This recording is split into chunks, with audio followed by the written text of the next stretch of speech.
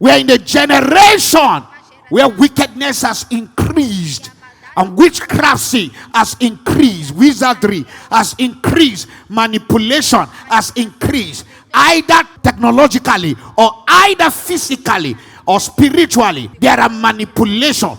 We are in a generation that you can't just pass through this generation and dare to be cold and expect to move forward.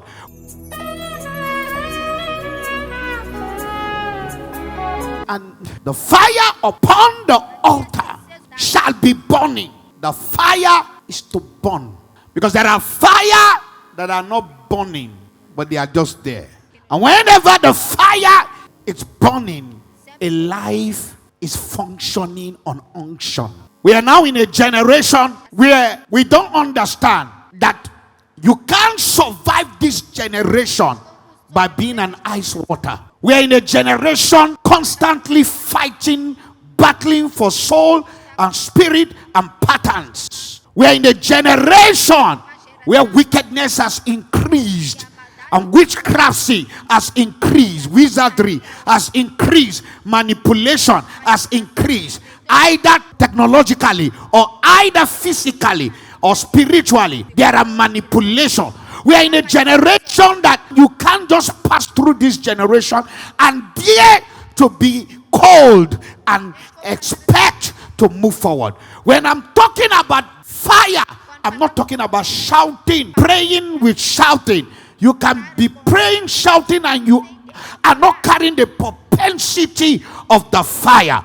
One of the things that make us understand that the fire is there. We saw in Jeremiah that the fire was born out of the word of God, blocked in the bones and marrow. Hear me. When the fire comes, there is a level of wisdom to design between good and evil.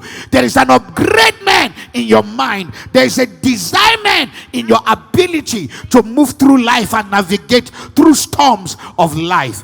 I pray for somebody here. You're about to enter a dimension that your generation will know. Somebody came, somebody stood, somebody conquered, and you are going to be a reference point in this generation. We are in a generation that the fire is gradually getting out of the altar, and there is no more people, there is no more person to burn. But hear me. Somebody is about to leave this meeting. You will burn for your destiny. You will be on fire for your family. You'll be on fire for everything. When I'm talking about fire, your first love, even in marriage, it can die because the fire had gone off. Even in passion for the things you desire to become in life, it has died. When it gets to a place where you hear about God and you are no longer hungry for him, the fire on the altar have died. Ladies and gentlemen, you are the altar, and the fire is the grace of God upon your life and the zeal of God implanted upon your life to burn. Somebody might ask, why are you coming for fasting and prayer? Does it really mean? Yes, it means a lot. And I came to speak to somebody here. That fire is about to be ignited. A fire that will take you from here to where you ought to be in destiny.